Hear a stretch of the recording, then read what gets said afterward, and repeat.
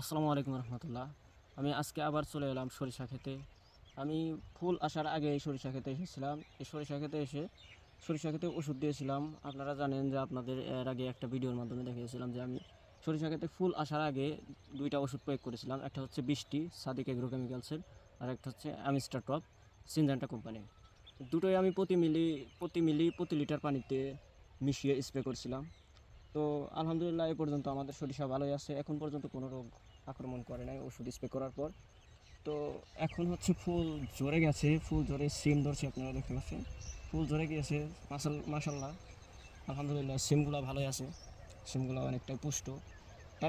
এরপরেও একটা রোগ ধরতে পারে, তাই আগাম সতর্কতা হিসেবে এবং যাতে সিমগুলো যাতে পুষ্ট হয়, দানাগুলো যাতে সুন্দর হয়, চকচকে হয় এবং বড় বড় হয়, এই কারণে আমি আবার অ্যামিস্টার টপ এবং বৃষ্টি প্রতি লিটার পানিতে প্রতি এমএল দুটোই প্রতি লিটার পানিতে প্রতি এমএল একসাথে মিক্সার করে মিশিয়ে এখন আমি সরিষা খেতে স্প্রে করব। চলুন দেখা যাক, স্প্রে করি। এরপরেও আবার সরিষা তোলার সময় আপনাদের আমি একটা ভিডিও দেবো যে সরিষা এতগুলো ওষুধ স্প্রে করার পর কীরকম ফলন হয়েছে। তো এখন স্প্রে করি, আর স্প্রে করার সময় আপনারা একটু সরিষা খেতে এরকম ফাড়ি ভাঙা নেবেন, কারণ এরকম ফাড়ি ভাঙা নিলে আপনার স্প্রে করতে যেমন সুবিধা হবে, তেমনি আপনার সরিষাগুলো নষ্ট হবে না। আর যদি ফাড়ি ভাঙা না নেন তাহলে আপনার স্প্রে করতে অনেকটা অসুবিধা হবে এবং সরিষাগুলো নষ্ট হবে।